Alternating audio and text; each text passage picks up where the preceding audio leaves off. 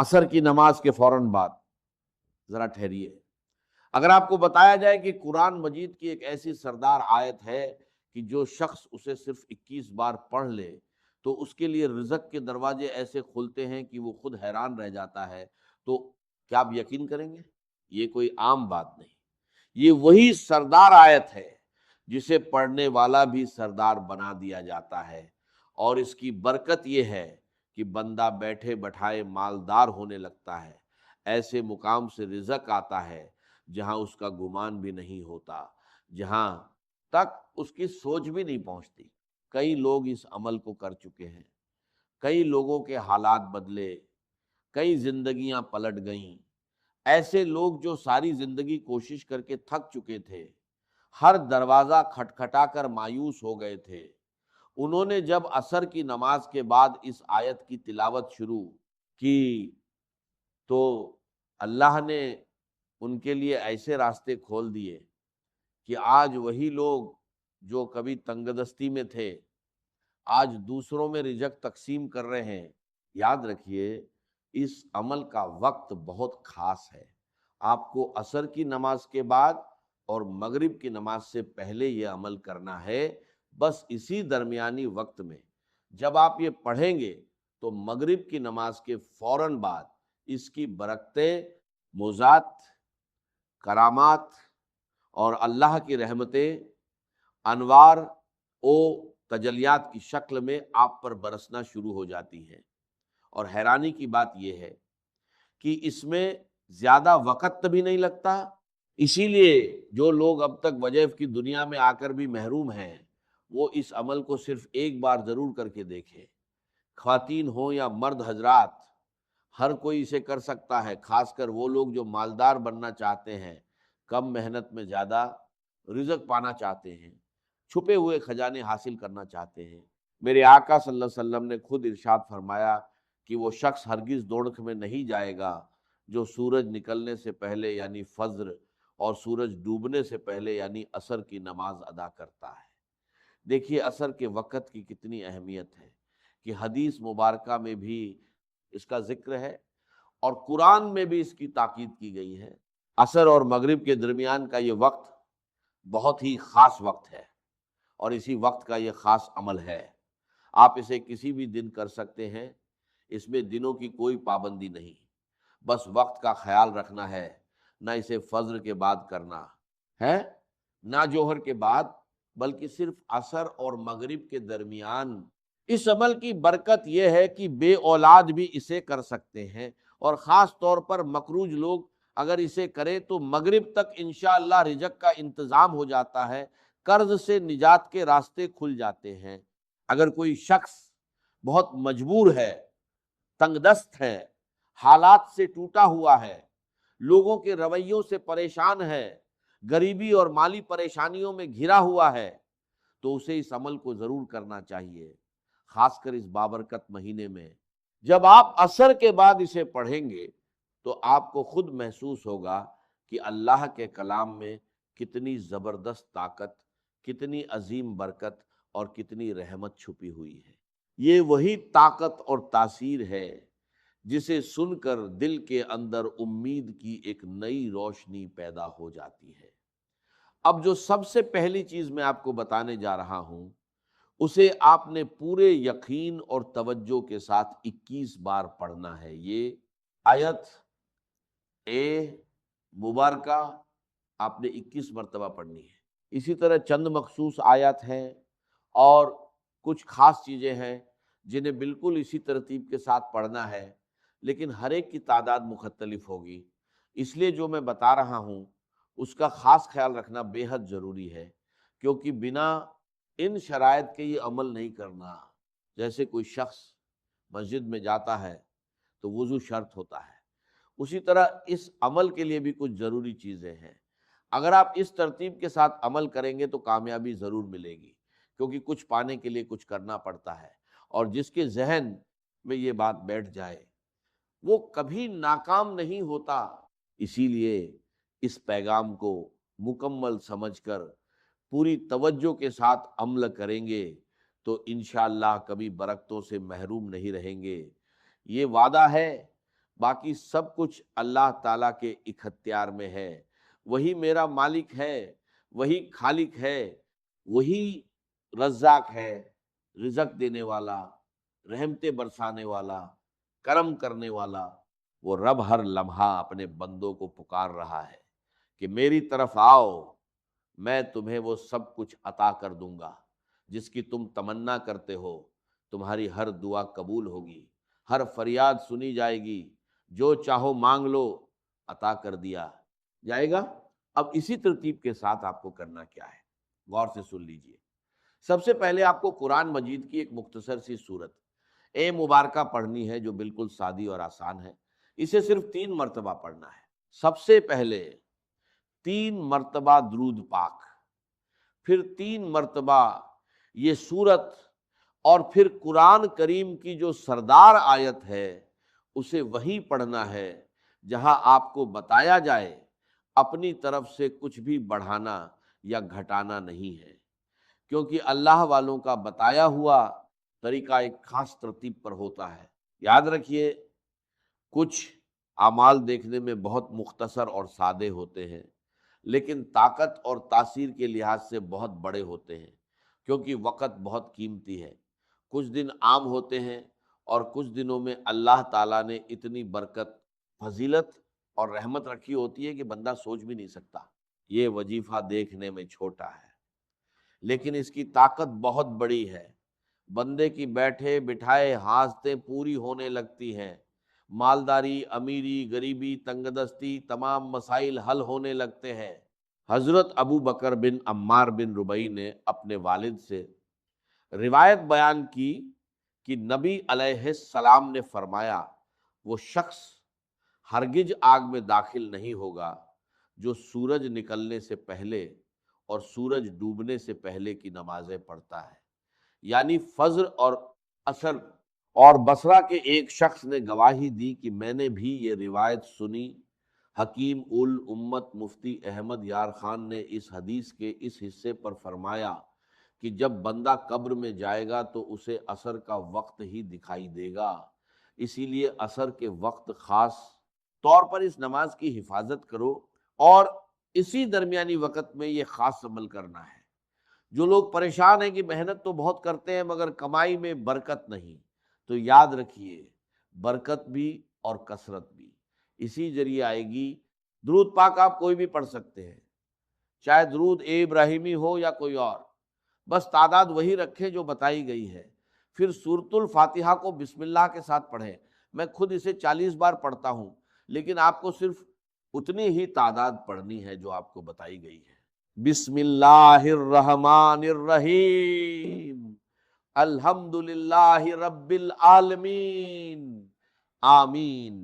اور آمین کے 4 حروف کے بدلے اللہ تعالیٰ اس بندے کے لیے 4 فرشتے مقرر کر دیتا ہے جو اس کے لیے لگاتار دعا کرتے رہتے ہیں۔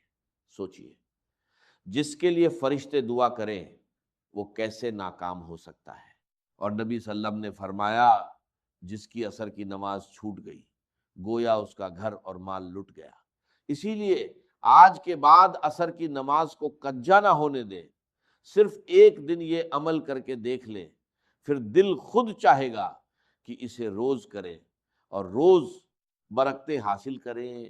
اصل میں عصر کے بعد رزق زیادہ ملتا ہے، کیونکہ اس وقت اللہ کے نوری ملائکہ فرشتے زمین پر اکٹھا ہوتے ہیں، دن والے فرشتے واپس جاتے ہیں اور رات والے آ جاتے ہیں، ان کی آپس میں ملاقات ہوتی ہے، اور اسی سے دوتر برات نے وقت اللہ کی رحمتوں کا نزول سب سے زیادہ ہوتا ہے۔ جب بندہ اس وقت رحمت والی آیات پڑھتا ہے تو اس پر رحمتیں موسلا دھار بارش کی طرح برسنے لگتی ہیں۔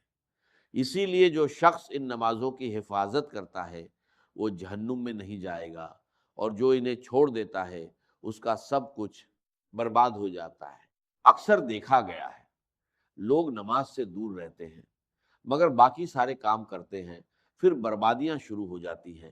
اسی لیے اگر آپ عصر چھوڑنے والوں میں سے ہیں تو آج ہی طے کر لیں، اللہ کی بارگاہ میں سچی توبہ کریں اور یہ ارادہ کریں کہ اب نمازوں کی پابندی کریں گے، خاص طور پر عصر کی، انشاءاللہ کامیابی مقدر بنے گی۔ اب ترتیب سمجھ لیجئے، سورۃ الفاتحہ کو آمین کے ساتھ 3 بار پڑھیں۔ یہ وہ سورت ہے جو 2 بار نازل ہوئی، جسے سورت احمد کہا جاتا ہے۔ جب یہ نازل ہوئی تو فرشتوں نے عرض کیا کہ یہ خاص آپ کو عطا ہوئی ہے، اور جو چیز خاص ہو اس کی برکت بھی خاص ہوتی ہے۔ حضرت جریر بن عبداللہ رجشون فرماتے ہیں کہ حضور صلی اللہ علیہ وسلم نے 14ویں رات کے چاند کی طرف دیکھ کر فرمایا کہ تم اپنے رب کو اسی طرح دیکھو گے بنا کسی مشقت کے، بشرطے تم فجر اور عصر کی نماز میں کوتاہی نہ کرو، تو اللہ کی زیارت نصیب ہوگی۔ اس کے بعد سورۃ الاخلاص شریف پڑھے، بسم اللہ الرحمن الرحیم، قل هو اللہ احد اللہ الصمد لم یلد ولم یولد ولم یکن لہ کفوا احد۔ ہر سورت بسم اللہ کے ساتھ پڑھیں، کیونکہ جب بندہ وظیفہ اس کی شرائط اور صحیح طریقے کے مطابق پڑھتا ہے تبھی کامیاب ہوتا ہے۔ سورۃ الفاتحہ اور سورۃ الاخلاص پڑھنے سے اللہ ایک پورے قرآن پڑھنے کا ثواب عطا کرتا ہے۔ 370 پڑھنے سے اللہ شہیدوں کے برابر ثواب لکھا جاتا ہے، رزق میں اضافہ ہوتا ہے، تمام معاملات حل ہوتے ہیں، پریشانیاں دور ہوتی ہیں۔ یہ مہینہ بھی بڑا خاص ہے۔ محرم اور رجب عزت والے مہینے ہیں۔ جو بندہ اس عمل کو کرتا ہے اس کی عزت، رزق اور دولت میں اضافہ ہوتا ہے، مسائل حل ہوتے ہیں، دعائیں قبول ہونے لگتی ہیں۔ اللہ اپنے بندے کو اتنا عطا کرتا ہے کہ اسے ہر سال حج کی توفیق ملتی ہے، اتنا دیتا ہے کہ وہ بار بار حج کر سکے، کیونکہ اللہ کے خزانے وسیع ہیں، بندے کا گمان وہاں تک نہیں پہنچ سکتا۔ اس کے بعد سورۃ الکوثر پڑھے، اس سے اللہ تعالیٰ سارے گناہ معاف فرما دیتا ہے، چاہے وہ سمندر کی جھاگ کے برابر ہی کیوں نہ ہو۔ یہ سورت دشمنوں کے خلاف ڈھال ہے، شفاعت کا ذریعہ ہے، جنت کے مقام کا سبب ہے، دین کی غلبہ، فتوحات، سب کچھ اس میں شامل ہے۔ اسے 4 بار پڑھیں، چاروں سمتوں کے لیے ایک ایک بار۔ اور پھر آتی ہے قرآن کی سردار آیت، آیت الکرسی، اس کے ذریعے بندے کی شب اور روز حفاظت ہوتی ہے۔ اگر اسے پڑھ کر گھر سے نکلے تو پورا راستہ محفوظ رہتا ہے، ہر طرح کے دشمن، نقصان، شیطانی شر سے بچاؤ ہوتا ہے، اور گھر بھی ہر مصیبت سے محفوظ رہتا ہے۔ یہ آیت جنت میں داخلے کا سبب بنتی ہے۔ گھر میں نمک کے ڈبے میں بس ایک چیز رکھ لینا اور پھر دیکھنا کس طرح قسمت کروٹ لیتی ہے۔ اتنی دولت، اتنا رزق کہ سنبھالنا مشکل ہو جائے گا، اور دنیا بس دیکھتی رہ جائے گی۔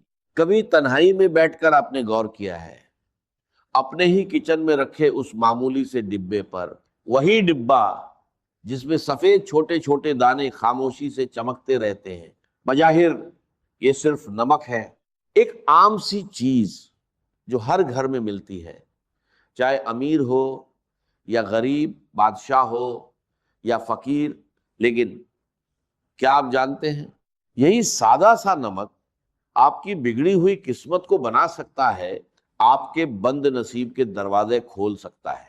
اکثر ہم اپنی بڑی بڑی پریشانیوں کا حل دور ڈھونڈتے پھرتے ہیں، عاملوں کے پاس جاتے ہیں، وظیفے پڑھتے ہیں، تھک جاتے ہیں، لیکن ہمیں دکھائی نہیں دیتا کہ ہمارے اپنے ہی گھر میں وہ چیزیں موجود ہیں جن میں اللہ نے شفا، برکت اور رحمت چھپا رکھی ہے۔ زندگی میں کبھی ایسا موڑ آتا ہے جہاں انسان ٹوٹ جاتا ہے، محنت کرتا ہے، دن رات پسینہ بہاتا ہے، لیکن ہاتھ خالی رہتے ہیں، ایسا لگتا ہے جیسے کسی نے رزق کے دروازے پہ تالا لگا دیا ہو۔ پیسہ آتا ہے مگر ٹکتا نہیں، بیماری جاتی نہیں، اور سکون جیسے کہیں کھو گیا ہو۔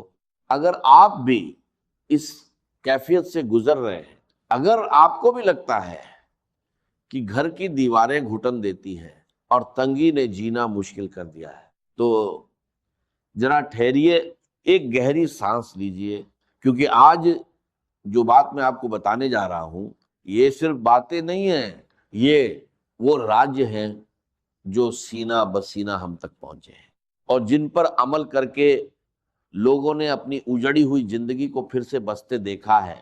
روحانیت کے ماہر لوگ اس بات پر متفق ہیں کہ نمک صرف کھانے کا سواد نہیں بڑھاتا، بلکہ یہ اپنے اندر اثرات کو کھینچنے کی حیران کر دینے والی طاقت رکھتا ہے۔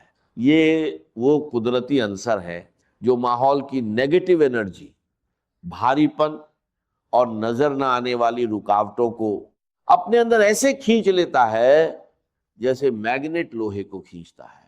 پرانے زمانے میں بزرگ نمک کی بہت عزت کرتے تھے، اسے زمین پر گرنے نہیں دیتے تھے، کیونکہ وہ جانتے تھے کہ نمک کا تعلق سیدھے انسان کے رزق اور اس کے گھر کے سکون سے ہوتا ہے۔ آج ہم ان باتوں کو وہم سمجھ کر نظر انداز کر دیتے ہیں، لیکن حقیقت یہ ہے کہ یہ وہم نہیں بلکہ قدرت کا ایک گہرا نظام ہے۔ اب ذرا دھیان سے سنیے اور دل کو کھلا رکھیے، کیونکہ جو نشانیاں میں بتانے جا رہا ہوں ہو سکتا ہے وہ آپ کے اپنے گھر میں بھی موجود ہوں، لیکن آپ ان سے انجان ہوں۔ سب سے پہلی اور سب سے اہم بات، آپ کے گھر کا نمک کا ڈبہ کبھی بھی، جی ہاں، کبھی بھی پوری طرح خالی نہیں ہونا چاہیے۔ یہ صرف ایک چھوٹی سی بات نہیں ہے، یہ ایک بڑی وارننگ ہے۔ ہمارے بڑے ہمیشہ کہتے تھے کہ نمک ختم ہونے سے پہلے نیا نمک لے آؤ۔ کیوں؟ کیونکہ روحانی طور پر نمک کا خالی ڈبہ گھر میں تنگی، کمی اور بے برکتی کی نشانی ہوتا ہے۔ جب نمک ختم ہو جاتا ہے تو یہ اشارہ ہوتا ہے کہ اس گھر سے برکت اٹھ رہی ہے اور تنگی دستک دے رہی ہے۔ کبھی آپ نے محسوس کیا ہے کہ گھر میں بے وجہ چڑچڑاپن بڑھ گیا ہے، چھوٹی چھوٹی باتوں پر جھگڑے ہونے لگے ہیں، یا بچوں کا رویہ اچانک بدل گیا ہے؟ اگر ایسا ہے تو ایک بار اپنے نمک کی طرف ضرور دیکھیے، کہیں ایسا تو نہیں کہ آپ اسے کھلا چھوڑ دیتے ہیں یا اس کی قدر نہیں کر رہے۔ یاد رکھیے، نمک کو ہمیشہ ڈھک کر رکھنا چاہیے، کیونکہ کھلا نمک صرف نمی ہی نہیں بلکہ آس پاس کی نیگیٹو انرجی کو بھی اپنے اندر کھینچ لیتا ہے، اور پھر جب وہی نمک ہمارے کھانے میں جاتا ہے تو وہ اثر ہمارے جسم اور روح کا حصہ بن جاتا ہے، جس سے پیدا ہوتا ہے بوجھل پن، اداسی اور بے چینی۔ لیکن گھبرائیے مت، کیونکہ جہاں مشکل ہے وہیں آسانیاں بھی ہیں۔ اور اب میں آپ کو وہ عمل بتانے جا رہا ہوں جو بے حد آسان ہے، لیکن اثر میں بے حد طاقتور۔ آپ روز اپنے گھر کی صفائی کرتے ہیں، جھاڑو، پوچھا، لیکن کیا آپ نے کبھی سوچا کہ گھر میں صرف دھول ہی نہیں ہوتی بلکہ نظر بد، حسد اور لوگوں کی بری سوچوں کا بھی ایک غبار ہوتا ہے جو دکھتا نہیں لیکن آپ کی خوشیوں کو کھا جاتا ہے۔ اس روحانی غبار کو صاف کرنے کے لیے آپ کو بس اتنا کرنا ہے، جب بھی گھر میں پوچھا لگائیں، پانی کی بالٹی میں صرف ایک چٹکی نمک ملا دیں۔